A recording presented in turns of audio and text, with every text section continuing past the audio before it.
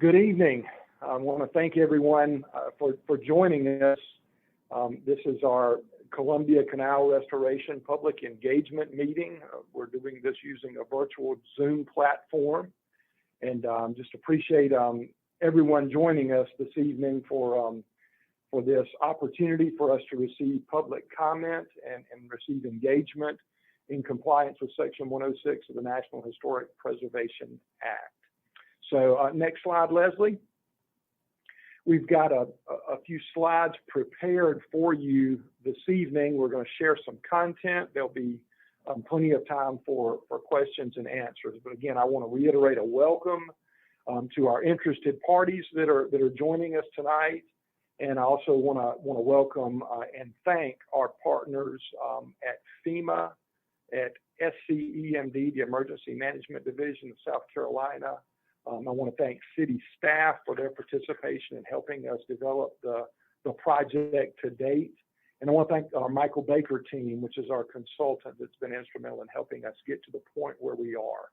This has been quite a journey as time has passed since October of 2015 and our devastating flooding event. But we're just delighted to be at this point and are so pleased with the partnership that we've developed with our partners.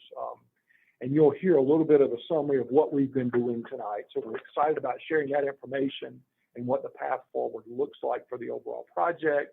And again, focus tonight on our historic preservation and receiving public comment based on some of those criteria.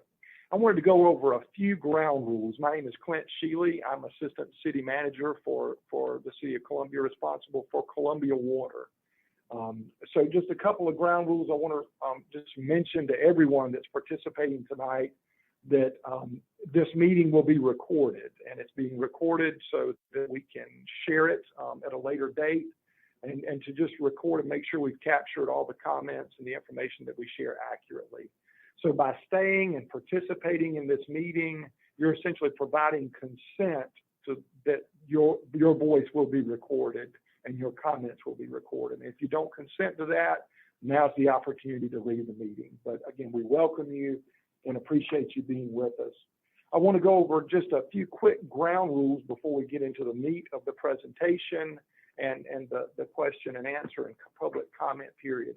We want to make sure we leave plenty of time to hear from interested parties about historic preservation and the different adverse impacts that may occur by us executing the project that we're going to describe this evening. But since we're using the Zoom platform, we're going to have a couple of opportunities and ways that you can communicate with us at the appropriate times. So after we have a chance to hear from all of our partners, we're going to open up things for that public comment period. The ways that you as the public or interested parties can communicate with us are several. So I want to go over those and spend a little bit of time talking about those, and we'll reiterate those at the end of the meeting as well prior to the public comment period. If you joined us as an attendee through your computer on the Zoom application or on your tablet or cell phone, you can verbally communicate with us by selecting the Raise Your Hand button, which should be at the bottom of your toolbar.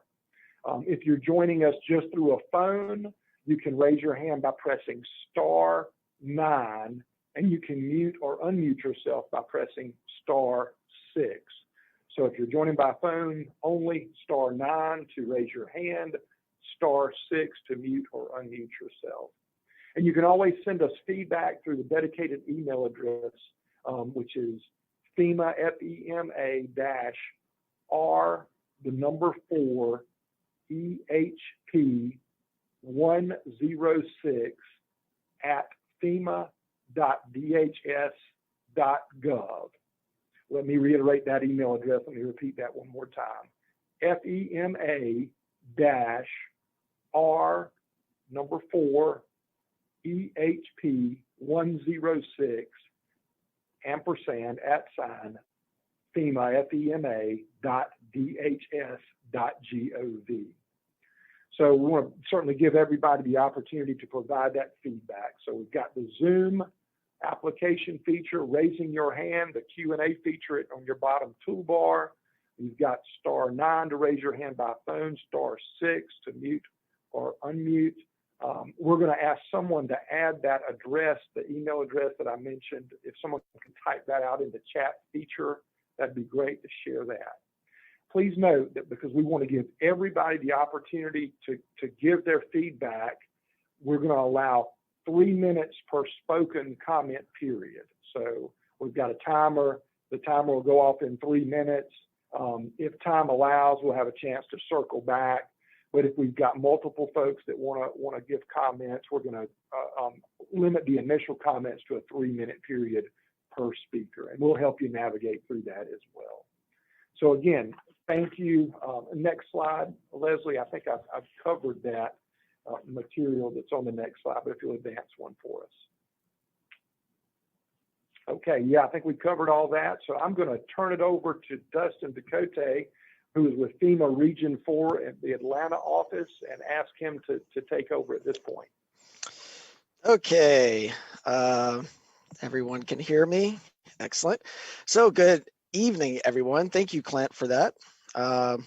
So thank you for your time and attention and for joining us for this public engagement meeting regarding the proposed repairs at the Columbia Canal and how they may impact historic properties. My name is Dustin Ducote. I work here at FEMA Environmental Planning and Historic Preservation, or EHP for short.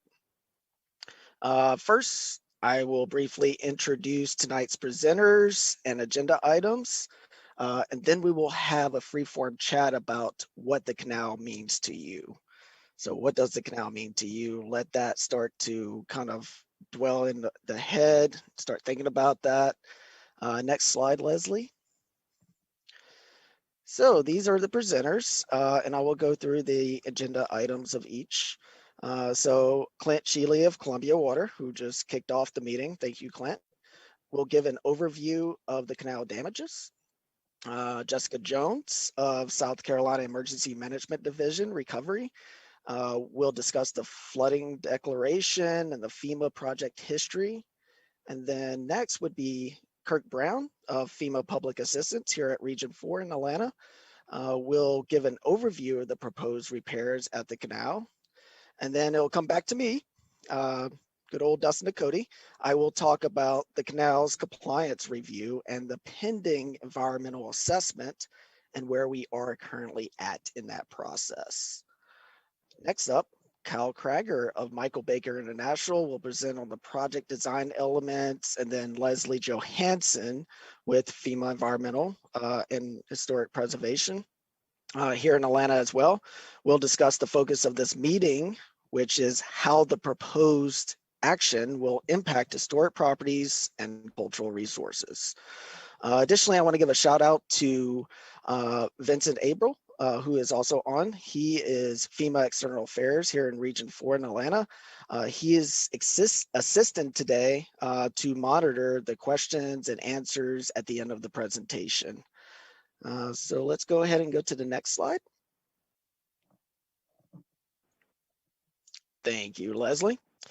So before we begin talking about the canal damages, I would like to ask you all to think about and list 3 things that come to your mind when you think of the Columbia Canal. Also provide at least one way in which you currently use the canal. You can write a list on a piece of paper, just hold it for the Q&A at the end, and then start giving those out. We really want to get your input on what this canal, on the Columbia Canal, means to you in regards of any kind of ways that you utilize it. And we're going to give 3 minutes right now just for you to do that.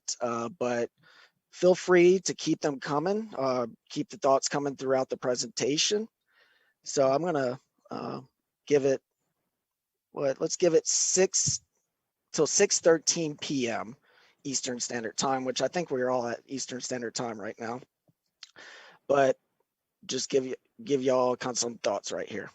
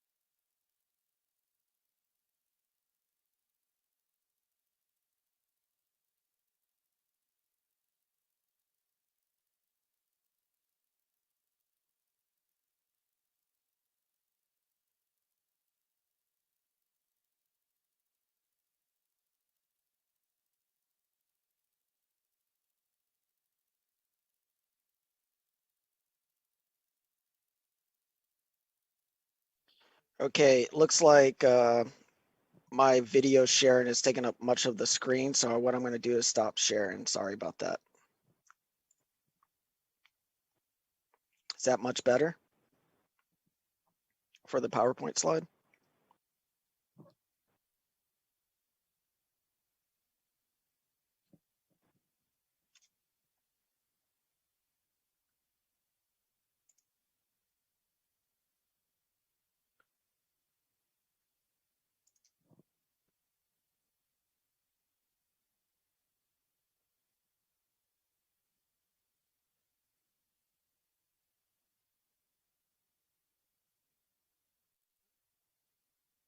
Okay.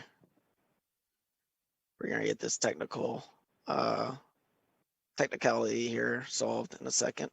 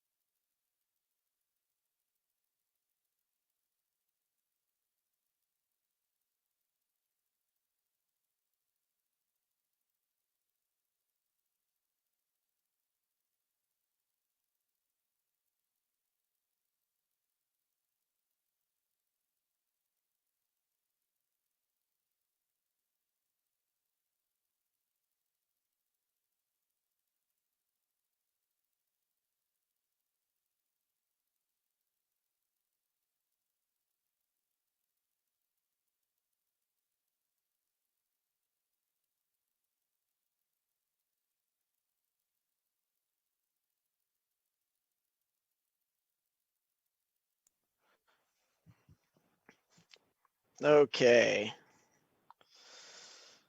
So we gave it a little second here. Do we have I'm going to turn my video back on. Are we still having the slides showing up really small for you all? I see the Q&A. Now there might be an option at the top of your screen where you have view options. It may say you're viewing Leslie Johansen's screen. Maybe the view options, you can click on that. Or you may need to double click or enlarge the presentation on your screen. Let's see. Apologies for this. Sorry about that.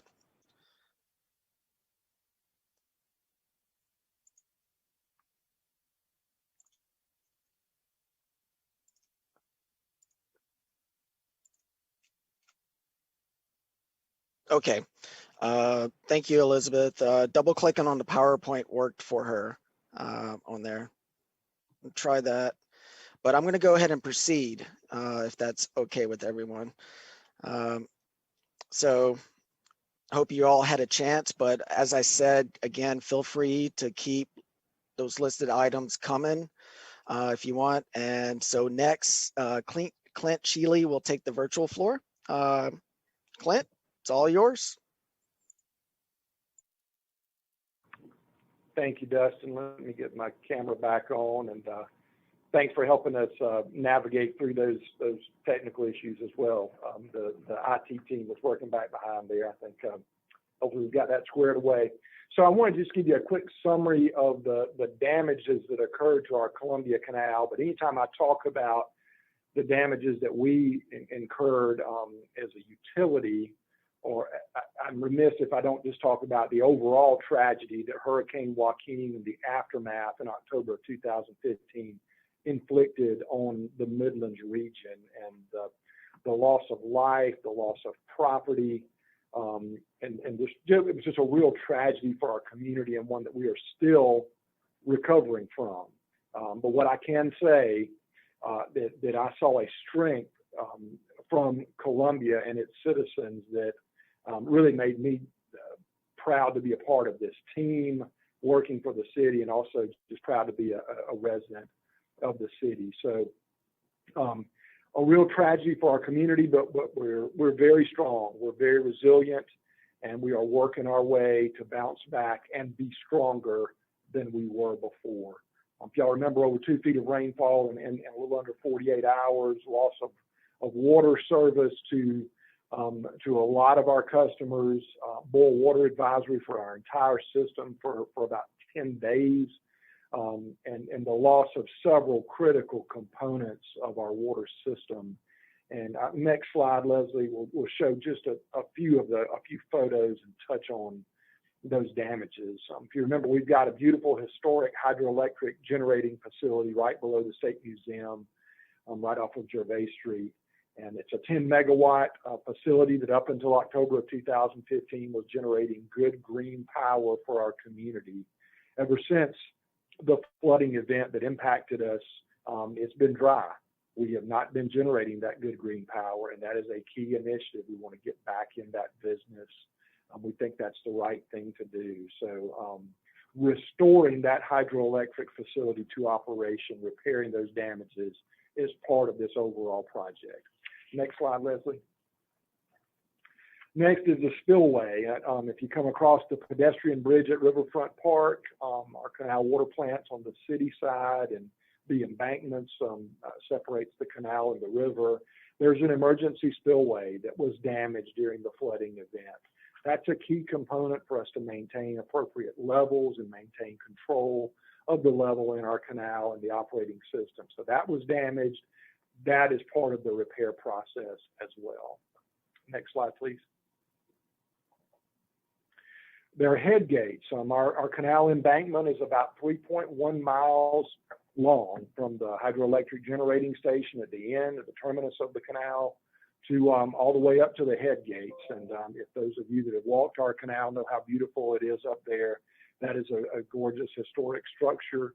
All 12 of our head gates were damaged, impacted by just mounds and mounds of debris that washed into our openings. So repairing the head gates is also a critical component of our canal system operating properly, and something that we've got to do.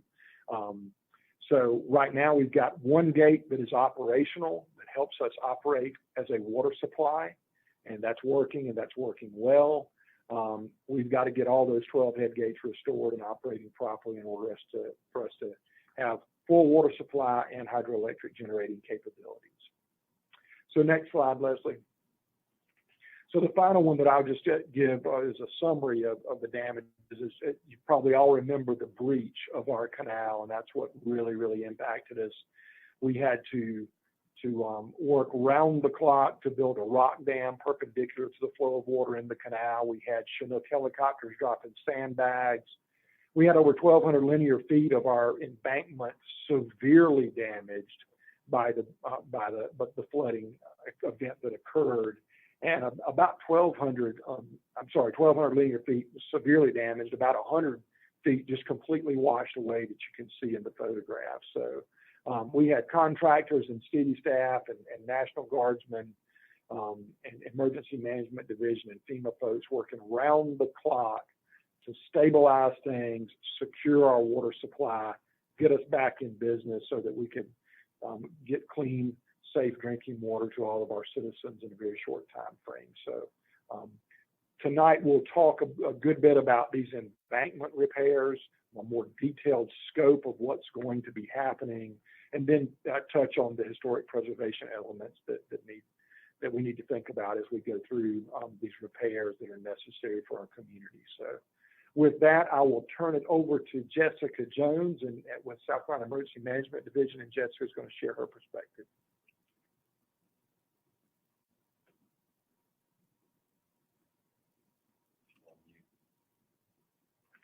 All right, hopefully you all can hear me. As Clint said, I'm Jessica Jones. I'm the Public Assistance Program Manager for the South Carolina Emergency Management Division. All right, next slide, Leslie. Thank you. So I kind of want to take a moment to describe the who, what, when, where of public assistance and kind of explain what it is. And I'll refer to it as PA. So if you hear me say PA, that just means public assistance. So PA is one of the federally funded disaster recovery grant programs available, and it's administered by FEMA. So PA projects are written by FEMA to assist state, local, Indian tribal governments and territories. And so when I say local, that includes local governments and certain qualifying private nonprofit organizations. PA funding eligibility is dependent on exceeding state level capabilities for recovery, and is activated once we receive a presidential declaration for specific counties that are included. All right, and also FEMA administers the grant program. SCEMD, of course, is the recipient of the awards, and the City of Columbia, in this case, is the subrecipient managing the project. All right, next slide. All right, as Clint mentioned, Hurricane Joaquin was the 10th named storm, kind of the second major one during the hurricane season in 2015. As a result of kind of hurricane moisture and a low pressure system that was around in the southeast, combined, South Carolina sustained record-breaking rain and flooding across the state, leaving billions of dollars in damages that were sustained.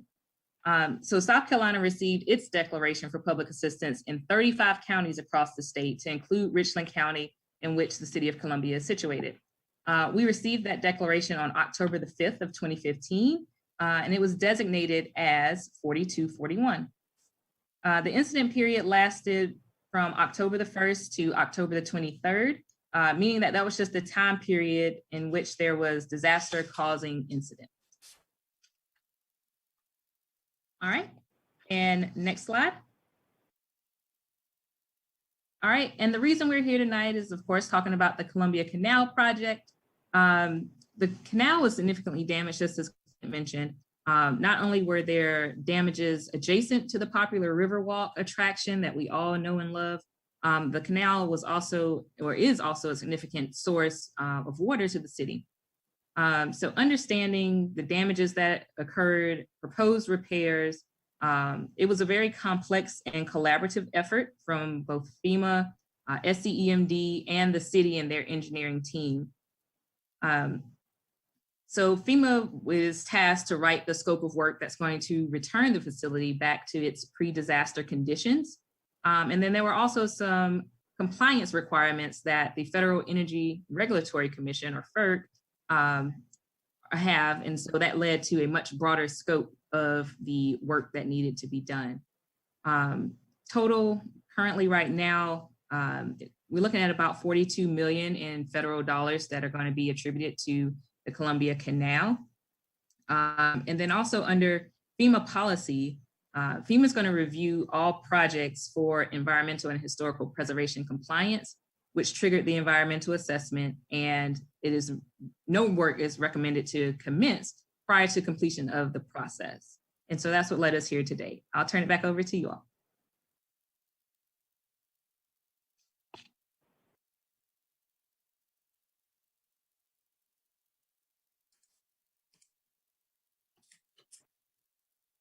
Good evening. My name is Kirk Brown, and I'm an emergency management specialist with FEMA. I work out of Region 4 in Atlanta. And tonight I'm going to go ahead and give you a quick overview of the project scope of work that we wrote for the Columbia Canal. We go to the next slide, please.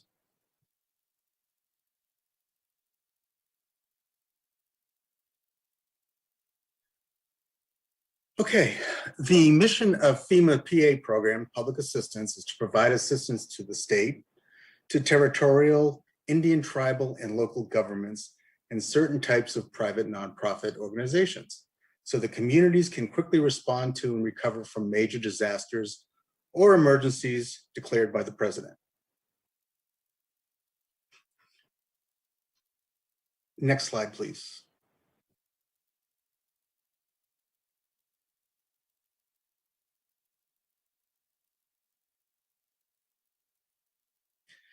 All right, the first scope of work that we had to do was with the hydroelectric plant.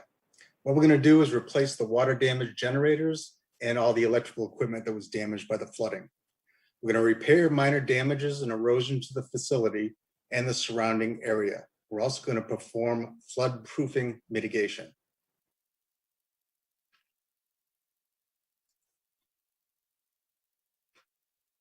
Next slide, please. We're also at the spillway and the Tainer gates. We're going to go ahead and replace the stop logs, which were removed as emergency protective measures during the disaster. These are the emergency measures that were taken, and that's what we're going to go ahead and replace at that, for that site. Next slide, please.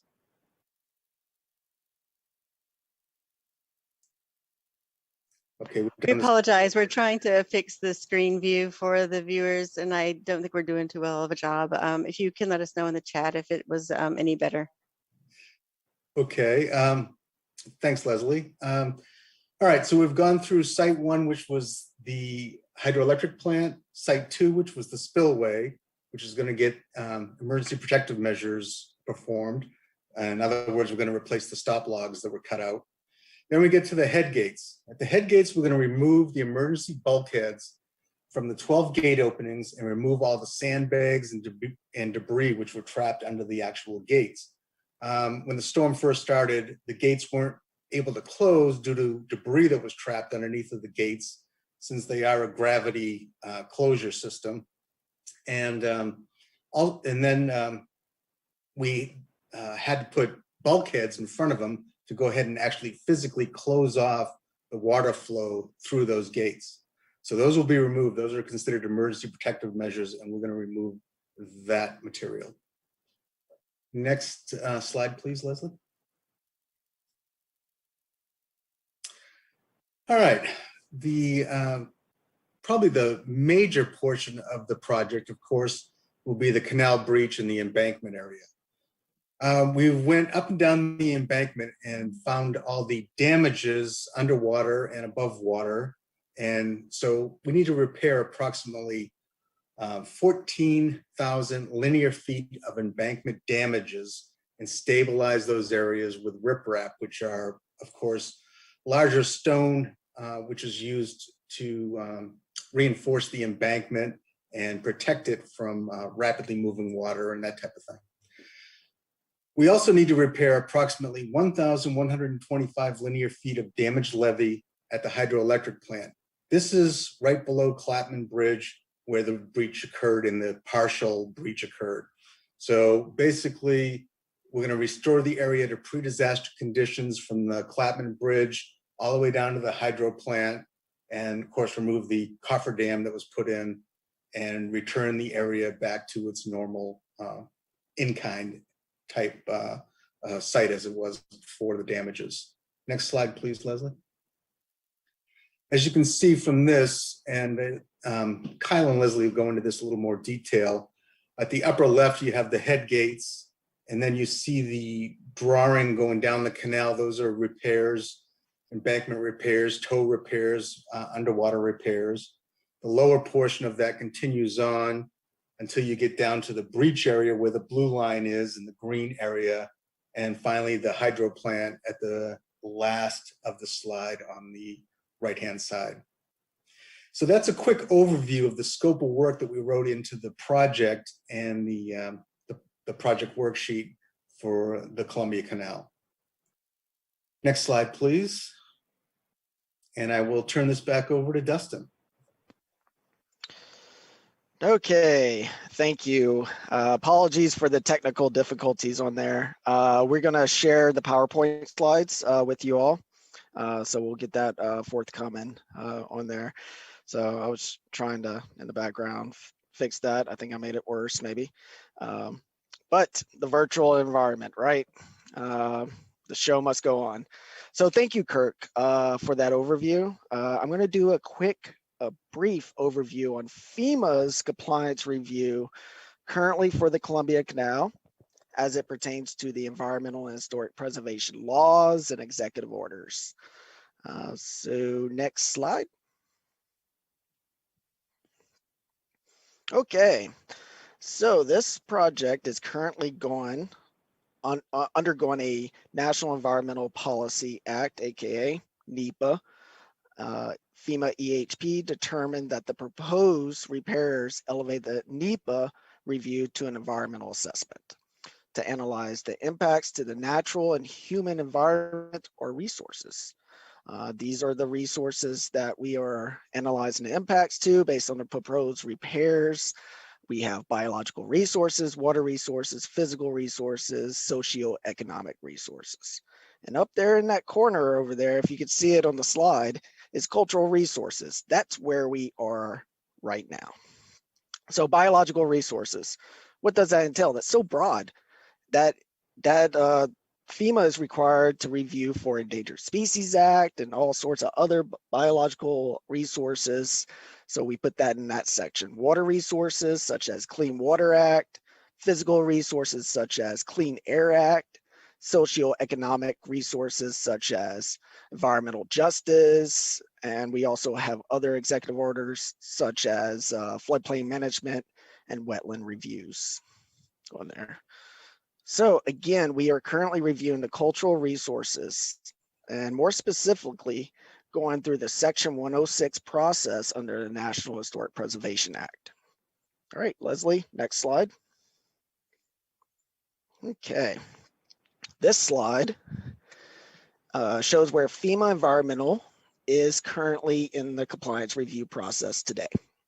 We determined that the need for the environmental EA, environmental assessment, was required up at the top right there. And this is a very bottom line up front overview of the compliance review. Then we did surveys completed. We had a kickoff meeting before that. We also did consultation with the historic preservation offices, which brings us to where we are currently, right there in the green, this meeting tonight, and the comment period that is currently open. As a reminder, the focus on historic properties, but any comments towards fish, water, economics, etc., can be made in the environmental assessment, aka NEPA document. It's fully drafted and posted for public comment. Next slide. Okay, I will give Leslie Johansen the virtual floor. Leslie, please proceed. Hi, thank you everyone. Again, we apologize for the technical difficulties. This is the main crux of the presentation where we are in the Section 106 consultation process. Per Section 106 of the National Historic Preservation Act, FEMA is a federal agency, is required to review any of our proposed scope of work against any sort of effects they may be having on historic properties. And as you all are aware, the Columbia Canal is a very dynamic landscape that has evidence of living and subsistence from the Archaic period, which is 8,000 BC through to present. And the canal and surrounding areas has a multitude of historic properties, sites, buildings, structures that are eligible or listed or are listed on the National Register of Historic Places. So as part of our Section 106 compliance review, we look at all the resources out there. Of course, the Columbia Canal Historic District was listed on the National Register back in 1979 for an area of significance in 19th century engineering techniques, early to mid 19th century transportation and commerce, 19th century mill industry and invention of electrification of textile mills, as well as archaeological data potential. The district includes 5 contributing buildings, 11 contributing structures, and 2 contributing sites, including the Columbia Canal Hydroelectric Plant, the Columbia Mills or Duck Mill Powerhouse, and the Columbia Electric Street Railway Light and Power Company, or the CESRL&P Powerhouse ruins, as well as many other resources out there. 2 previously recorded archaeological sites are also located within the proposed project area. One comprises the 19th to 20th century building and domestic debris scatter. The other is potentially a 19th century dugout canoe, or it could be a horse trough. It's up for debate. As part of our compliance review process, we've conducted 3 archaeological surveys out there. One was conducted by FEMA back in 2017. One was conducted by Geoarchaeology Research Associates, Inc. In 2021, and the other was conducted by Michael Baker, and Thomas Bodor is on the presentation today, and he was out there in the field. During these excavations and site visits, they went out to revisit and document the structures that were out there within the project area, as well as identifying 6 new features, including a stone bridge abutment, concrete abutment and piers, which are visible on the Columbia side of the canal. There's also a cut stone pile out there.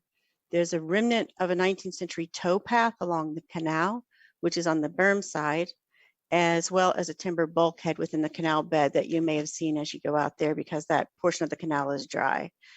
And then there's also the potential location of the former quarry mill site and the associated outbuildings that were located across from the penitentiary on the canal side.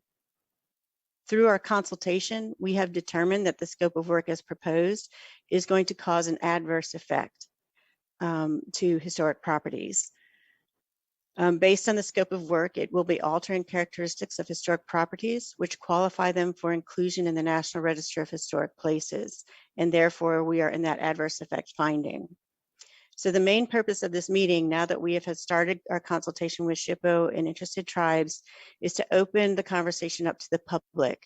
And I haven't been looking at the question and answer section, so I don't know if you're seeing the slides any better. But we're going to go through the canal going from the north down to the south. Kyle is going to work with me and present with me, and we're going to talk about the scope, and then we're going to discuss any historic properties within that area of the project and discuss the effects and impacts that will be had to those, as well as go through proposed mitigation or treatment measures to offset or resolve those adverse effects. So what we want to do during this time, we're going to definitely have a moment where at the end of the presentation where we want to see the public and the city of Columbia's view of the proposed undertaking. If you have any identified historic resources that we're not aware of or have identified during our review process, or you may have some mitigation or treatment measures you may like to see. So we want to open it up to you all to provide to us and present your voice, your ideas, and your understanding and concerns or ideas you have made in regard to the project, as well as in regard to the historic properties that are being affected out there. With that, I'm going to turn the slide over to my colleague, Kyle Krager with Michael Baker International. And we will move through the scope of work details and discuss the historic properties out there. Hi, thank you, Leslie. Good evening, everybody. Let's see where we go on the first slide here. So what you see in front of you is the overall map that was shared earlier, capturing all work planned with this scope, sites 1 through 4, as we've referred to them as. Site 1 being the hydroelectric facility, Site 2, the spillway, 3 head gates, and 4, the embankment repair. So this is the general assumed scope of work at this preliminary design stage. Next slide. This is just one of many upper canal areas where there is tow scour along the base of the embankment underwater, as well as limited slip areas there around the Broad River Road Bridge. The areas in yellow you see in front of you will be for partial embankment repair, so you will see some above ground activity as well as some below water activity. The shading in blue is mostly subaqueous activity below water line. Next slide, please.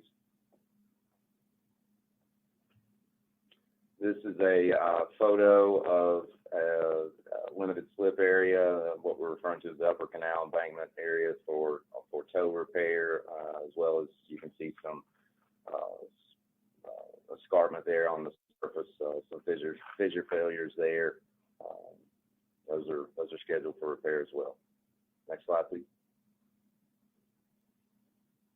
This is just a typical section of what we will be performing for what we're calling the tow repairs or the tow scour repairs.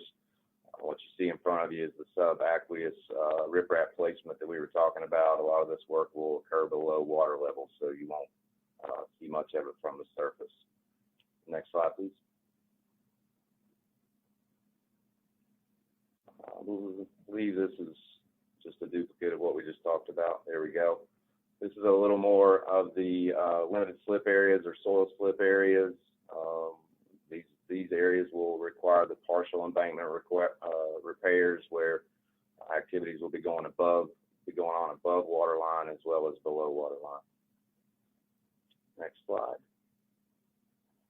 There's a section cut of just a typical repair of the soil slip areas, just some benching above and below water line to get back down to native good soils, and then recompaction and replacement to repair and restabilize the embankment.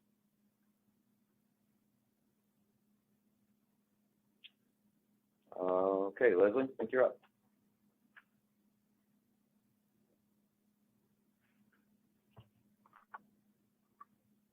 Leslie, did you want me to keep going here, or did you want to talk resources? Sorry, my toolbar went away. In this section where you can see, as Kyle was talking about with the tow repairs and the embankment repairs, we're going to be close and near to the pedestrian bridge. And also some of that work is going to occur near the spillway, and as well as the old penitentiary wall. The work as proposed is not expected to impact these resources that are out there in the landscape or in the canal landscape. But what we will be doing is making sure that we're putting up either protective fencing or protective barrier fencing to make sure that any sort of equipment or staging may not impact those areas. When we start getting into portions where there may be more historic features, where ground disturbance is occurring very close to them, we're proposing to have archaeological monitors or architectural monitors on site to make sure that impacts are not being caused to those resources.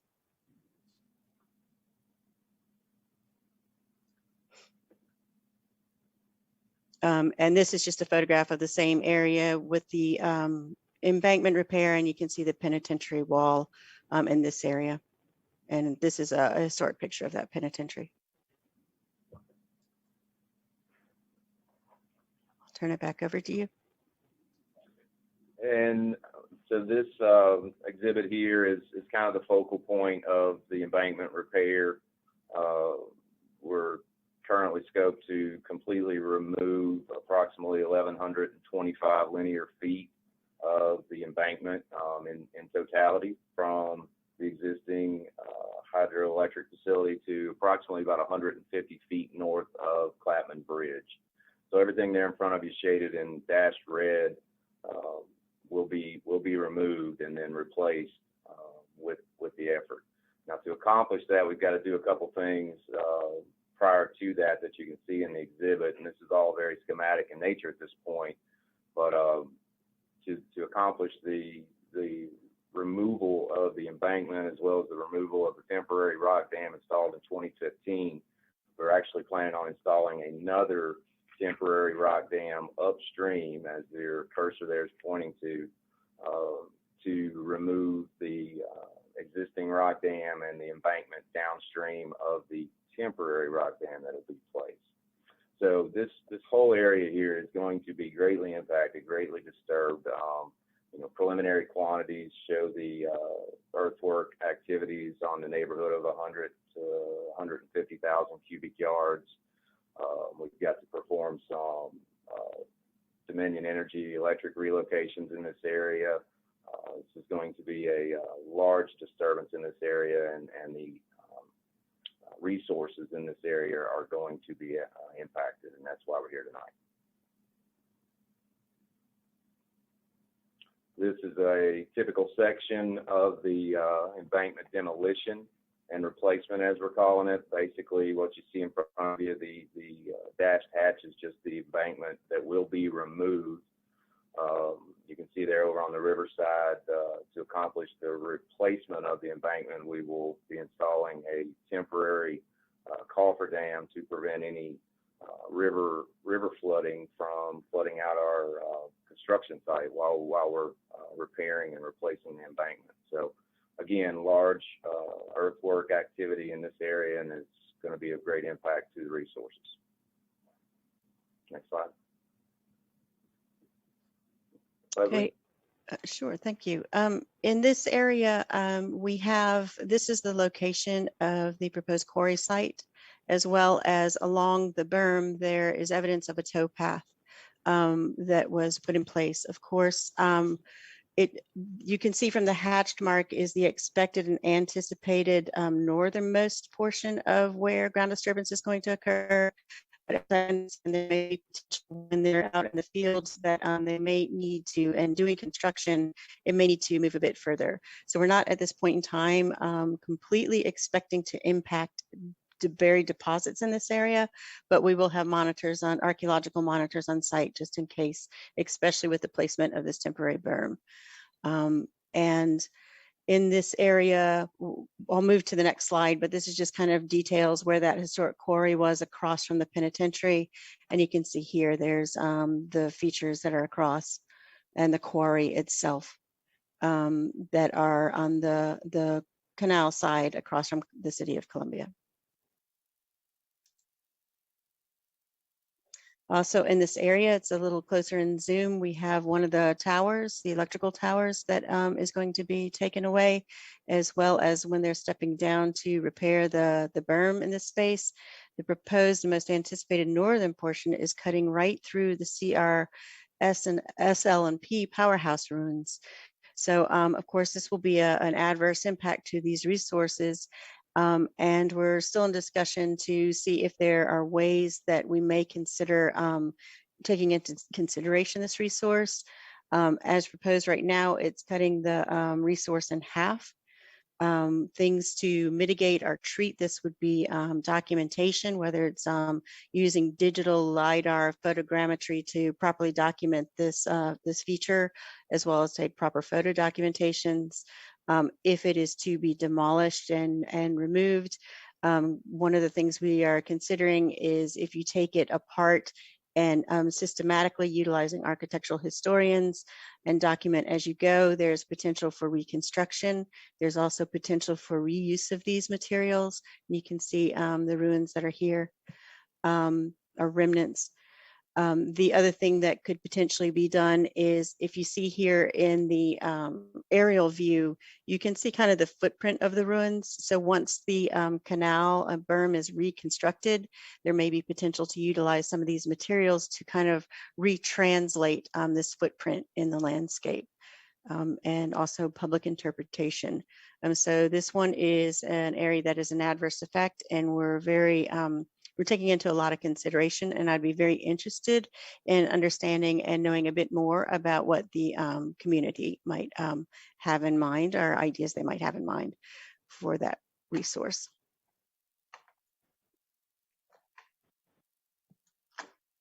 Sorry, my mouse is now choosing to misbehave. I think there's a gremlin in the building.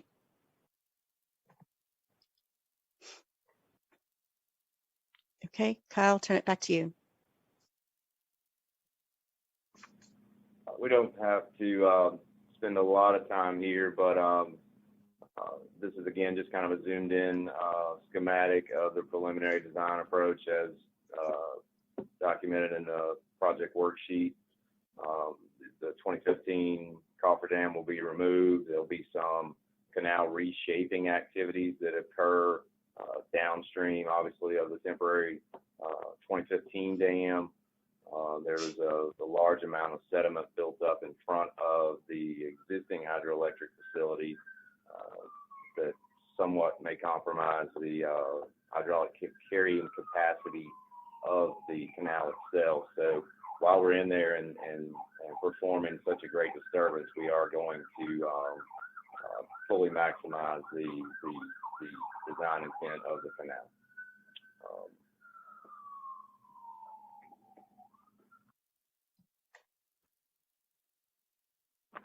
There's some pictures of the breach shortly after flooding. The primary breach there on your left, the secondary, what we refer to as the secondary breach on the right. Next slide. And there's our preliminary section cut again. Next slide. Okay, so in this area where you see the primary breach, of course, we have the duct mill power plant flume in Forebay ruins.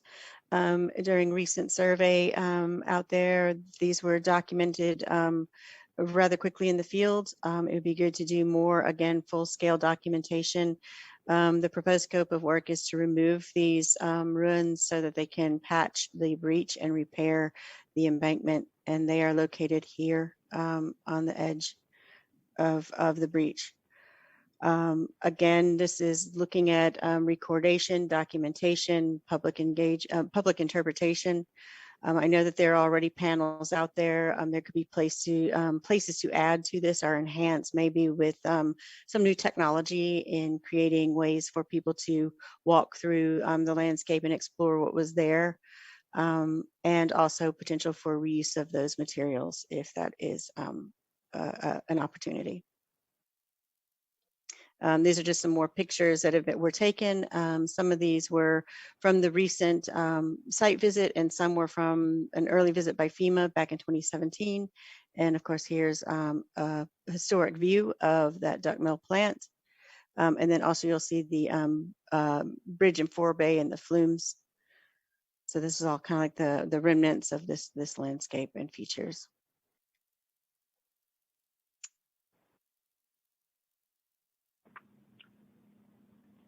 Just real quick, Leslie, on the city side of the canal, during the emergency protective measures, obviously the contractors created a great disturbance there to place that temporary rock dam.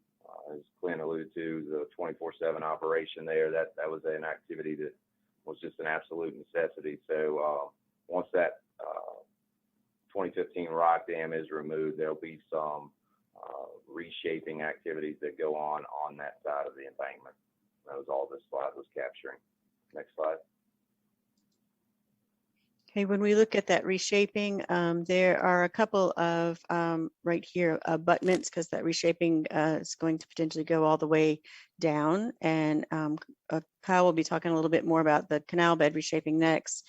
So this feature, the Cutstone Bridge abutment that is over there, is going to be impacted by the reshaping potentially. So that again, we have the potential for recordation, interpretation, and potential reuse.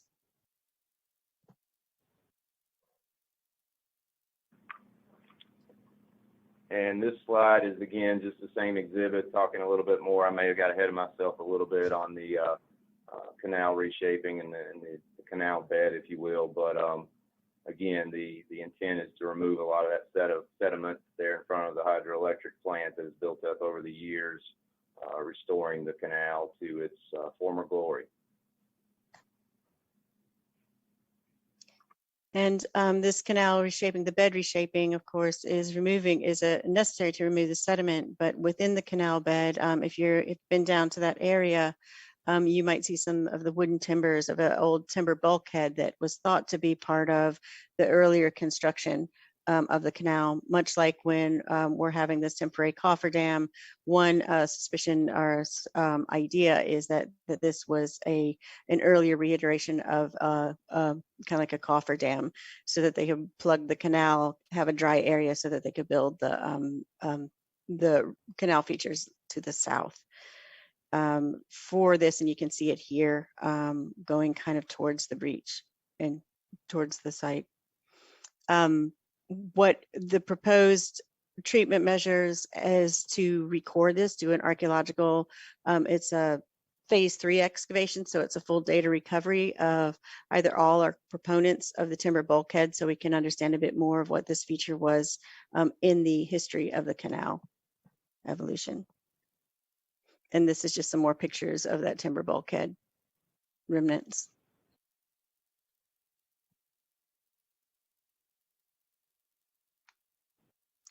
Okay, with that, we would like to open it up to see if there are any questions from the community.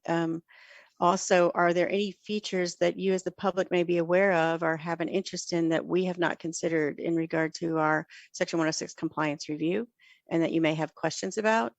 And also, are there any mitigations or treatment measures which you all might like to see based on the scope that's being proposed and some of the proposed treatment measures we have on the table?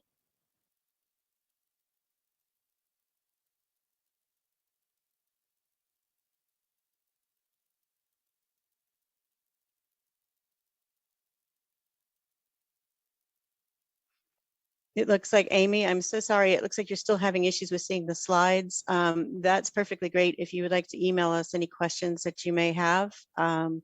As the I'm the Section 106 lead and EHP Tribal Liaison here in Region 4 in Atlanta.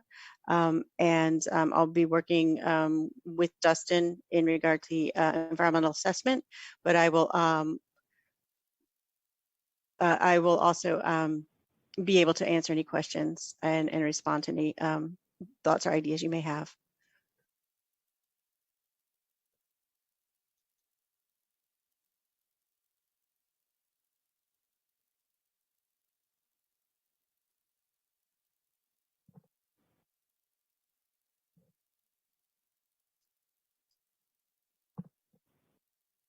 Okay, are there any questions from the group? And does anyone would like a moment to speak and say any comments? Leslie, there's a couple hands up in the participant group, so whoever's letting attendees speak. Vince, I believe you have the mic.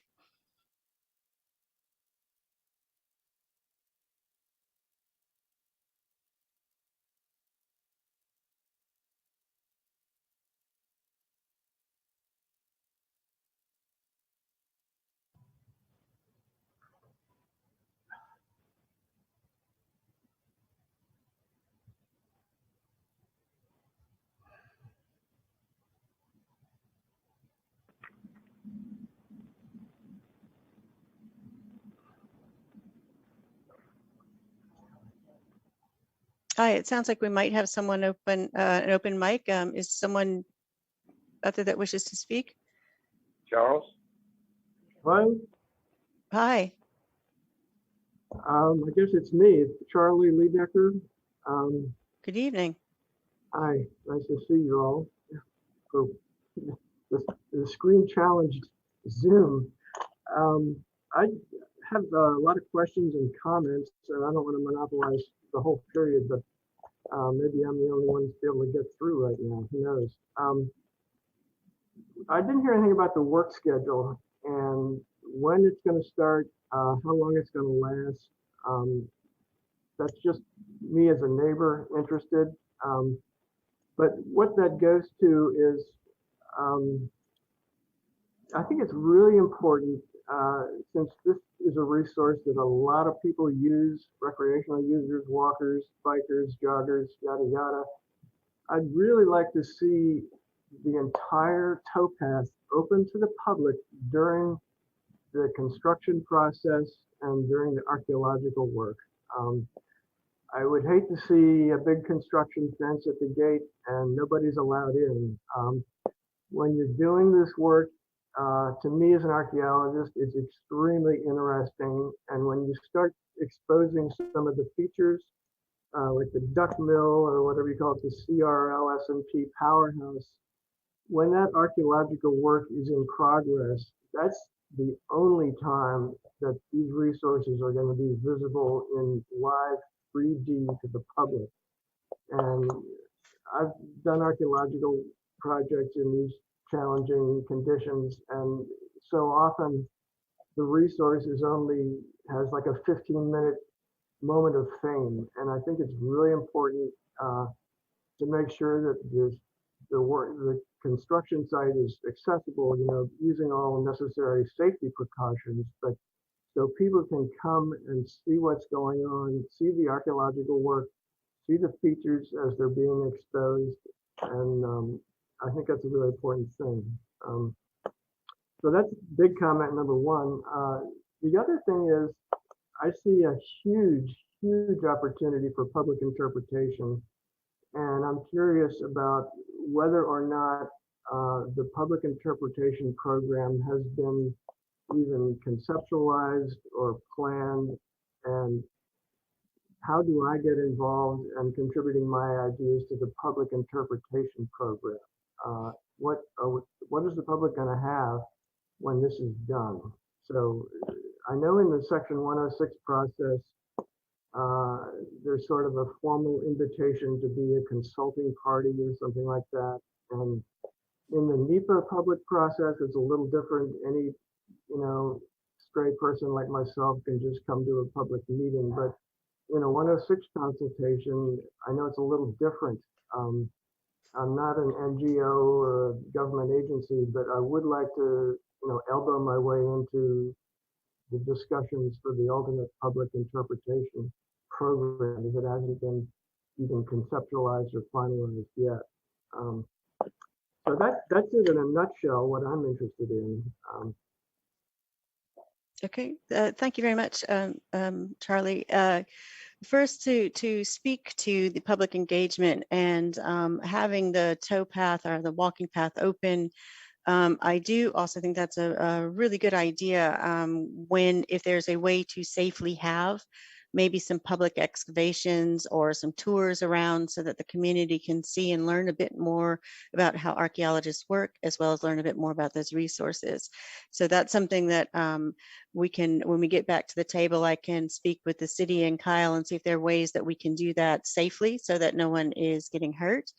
I will in a moment turn over to Kyle and the city in regard to timelines. At the moment where we are is finalizing the Section 106 consultation process. If I can say finalizing this first step of the consultation process. We're in that public engagement, the middle of the public engagement and public comment period. Our timeline for the environmental assessment is to have that finalized in the autumn. And then there's going to be a period of time before construction actually starts out on the canal. So there's a space and time and place in there where heavy equipment is not going to be on the canal, but we can have the opportunity to look and explore things a little bit more archaeologically out there in the areas that are going to be disturbed. So that may be a space and place where we can do something like that. Or it may be, again, like what you're saying, when construction's going on. But we'll carry on conversations about that. That's a really good idea. And I thank you for that. And in regard to public interpretation, I have seen a lot of really interesting opportunities for us to, as preservationists and archaeologists and historians, to create really unique and adaptive and interactive ways to do public engagement, whether it's panels or virtual recreations on iPhones or iPads. There's some really interesting things that are out there. And I can circle back with you. I think as public interpretation, if that is one of the treatment measures, it's not just going to be dictated. We'll need to have more of a public meeting with the city, involving the city, and we can invite community as well for those who are interested to help kind of develop and come up with ideas, brainstorm, if you will, to come up with ideas of what the public would like to see in regard to engagement. So we're in very early phases of that development. And Kyle, if you'd like to talk a bit about, or I guess Kyle, if you'd like to talk a bit about like timelines, anticipated timelines for construction. Sure, absolutely. Thank you, Leslie. So the construction activity itself will be in the neighborhood of 24 to 30 months. The upper canal embankment repairs, the toe scour repairs, the isolated soil slip areas, those will take a lot less time and be somewhat isolated in nature. They'll, fix one and move to the next one, and obviously try to minimize impacts to the towpath or walk path while that activity is ongoing. The longest activity will be the 1,150 feet of the breach repair, the demolition, and the embankment reconstruction. We anticipate that to take approximately 24 months. Now, when will that start? A lot of that's going to be somewhat dependent upon the finishing of the environmental assessment and the activities that will occur between now and the end of this year. But if all goes to current schedule, we are looking at a project solicitation in the fourth quarter of next year. Does that answer your question, Leslie? I believe so. Charlie, does that answer your questions? Yeah, that's fine. And you brought me to another one. If I can continue to monopolize this, you mentioned that there's an opportunity to do archaeological work before construction, and that's fine. But my experience in working in these urban areas and challenging areas is you often get your best opportunities to do archaeology when you're working with the construction program, when the guys that have the big machines. One example is when you're going to remove that temporary, whatever you call it, a dam that was put in place. That removal is going to provide an opportunity for possibly more exploratory archaeology on, what do you call it, the breastwork or the timber, what was that feature? The timber bulkhead. Yeah, I mean, when you have heavy machines at your disposal or somebody's disposal, and you're going to take out a big, temporary, whatever was put in the canal to plug the water, there's a huge opportunity to do archaeology with, heavy machinery at your disposal. So I would not think in terms of getting the archaeology done before construction and then just having somebody standing around watching, but work with your construction contractor and see if there's opportunities to do more exploratory data recovery while they're actually pulling, some of the, recent stuff out of the way. Indeed, that is another component we're looking at, is kind of when they're starting to cut into the canal itself, starting to document the stratigraphy there, looking at some of those deeper structural components. I was just thinking more in regard to public engagement. It may be safer to do, of course, heavy equipment is going to be needed to help assist with excavating some of these things. And it also, it may be better to wait in part while construction is there, but the concern is that we want to have enough opportunity for the public to be engaged if this is an approach we're going to take, to do it in a safe manner, at the same time not slow down the construction process. But there are all sorts of ways that we're looking to allow us to continue to do data recovery out there, in and along and in between, if you will, the actions that are occurring while the construction is occurring as well. So it's not just, our approach isn't just to do the archaeology beforehand, but I was just thinking it may be a safer environment for, if we're going to look at community to join in.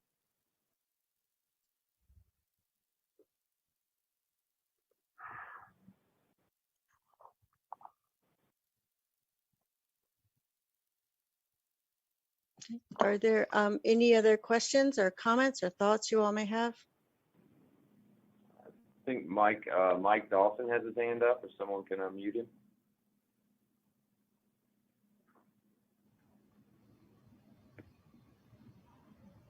Can you hear me okay? Gotcha, Mike. Dawson here. Well, first of all, for you guys in Atlanta, I mean, if you choose to move to Columbia for this project, we would gladly welcome you. So the greenway that's actually out there on the canal was created by the River Alliance, and sadly we got a hole in it. So the River Alliance as an institution strongly supports the initiation of this project and the completion of the repair of the canal. At the same time, the historic structures have been an interesting part of what we've done out there, and we certainly applaud the recognition of those which are now uncovered and the telling of their stories. I think we've got 20 or so, maybe 22, I can't remember now, historic panels that we did out there in conjunction with the State Museum. We have seen that the power plants and the museum are connected in the cultural history of the canal, and that needs to continue. We also see that the visitation to the area, which is in the State Museum, the Confederate Relic Room and Military Museum, and the Children's Museum, that needs to be connected to the Columbia Canal and the Three Rivers Greenway.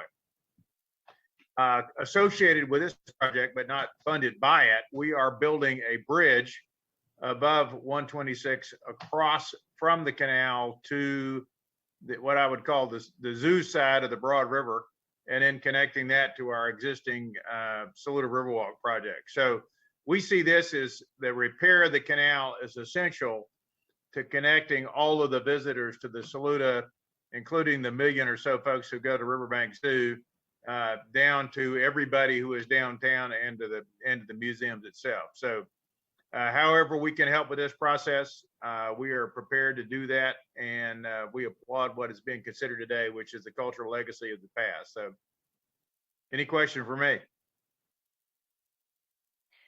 Thank you very much for your comment and comments, I should say. And I realize that the panels are out there. So as we evolve into public engagement, it would be nice to get more feedback and have more of a discussion in regard to how our future public engagement can enhance and build upon what you all have done in the past. So I know that's a big part of the Greenway. Well, what I found out is there are more stories to tell than we have money to tell it with. So right. Okay. I will accept anybody who wants to engage with us to help tell that story, because every time our archaeologists dig up something, we want to say, wow, that's cool. Now what we do with it, so our impression from the Riverline standpoint is to include as much as we possibly can to tell the story of the past, and the canal has got a lot of stories to tell. So anybody wants to directly get with us, we don't, we're an independent nonprofit public benefit corporation. We work with the cities, we work with the state, and we are always happy to hear advice and counsel from our citizens. So if they want to get us directly, that's fine with me. Okay. Thank you very much.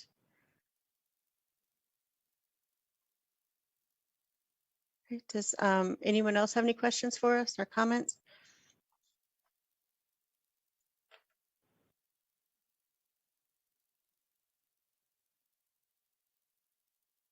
Okay, no more hands raised. Sorry, I can't see the full participant list. Hey, Leslie, Amy in the chat just says the State Museum says ditto to Mike's comments. Excellent, okay. They are ready to help assist as well on there.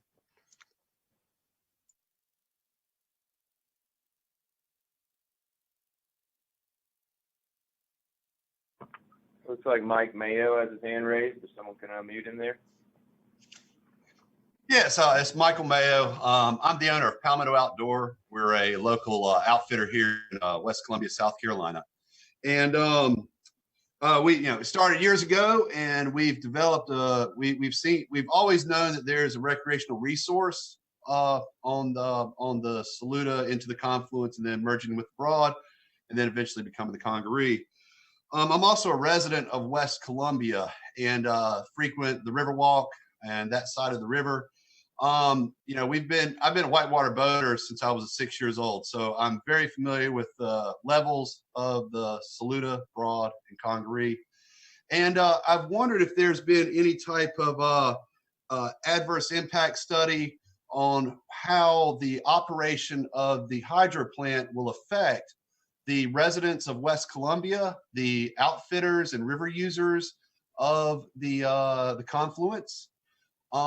Has there been any studies of which, because I know that when they operate the hydro plant, it reduces the flow on the Saluda, well, on the Broad and the Congaree. Has there been any studies done on the adverse effects of that side of the river? With that, I'm going to turn that question over to my colleague Dustin, who is doing the environmental portion of the EA. And I know that the topic is Historic Preservation Act, but this is a good opportunity, Dustin, if you'd like to speak to that. Sure.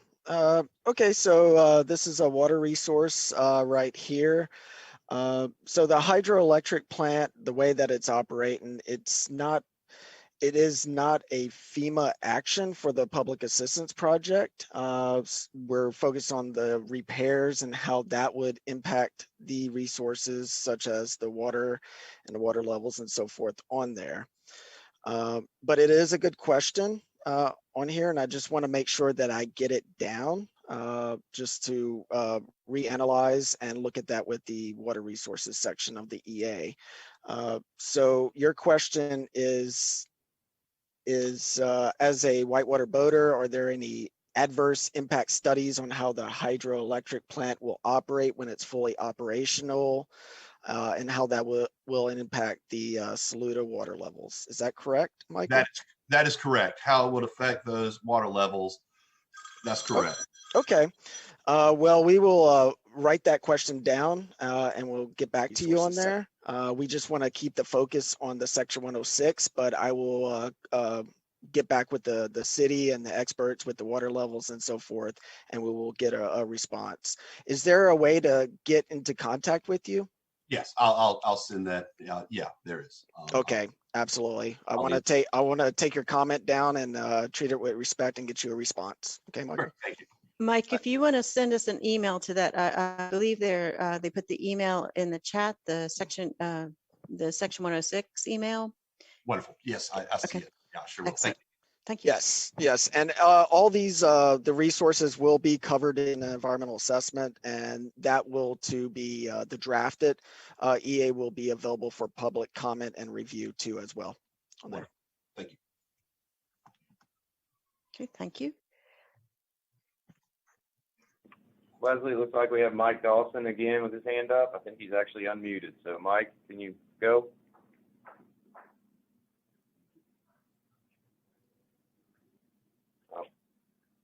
Mike Dawson. Okay. There we go. There we go. Yeah, in relation to Mike Mayo's comment, when the project was relicensed, we actually looked at the recreational capacity of the outflow of the power plant. In that below the power plant, you could create an area that could be used for what I would call extreme kayak performance section. We had looked at using that as a regional attraction, you know, as seen from the Gervais Street Bridge and whatnot. So I think that associated, not associated with the environmental section with this regard, but there is a considerable recreational capacity that we could exploit if the power plant was back in operation. So closing comment. Okay, thank you.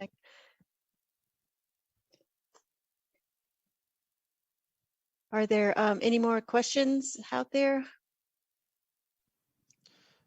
Thank you, Mike Dawson. I got that down as a comment on there and a potential beneficial impact for the project on there.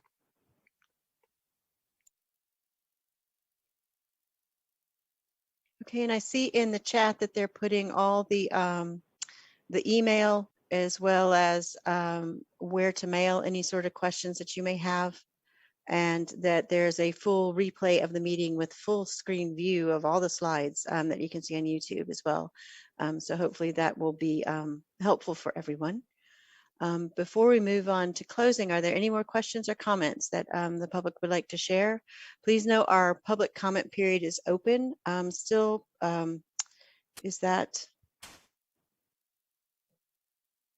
till August 11th of 2021. I was going to say the 12th.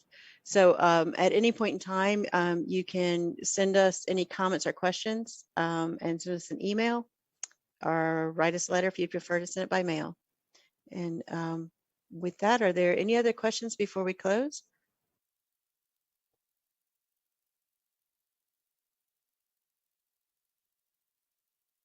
Okay, if not, I really appreciate everybody joining us tonight.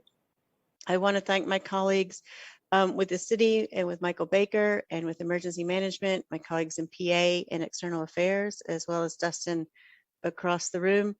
I appreciate that everything that everybody's doing to keep this project moving forward. And I really do appreciate the public comments that we've received. We will hopefully reach out to some of you all because there are some good ideas going on, and we do want to make sure that what we are considering for treatment measures are things that would be helpful for the city in regard to Section 106 of the National Historic Preservation Act. And I thank you all for your patience with our exciting technical adventure this evening. And we hope that everybody has a wonderful evening and has a safe and cool weekend as we some really high temperature levels. Thank you, everybody. Stay safe out there.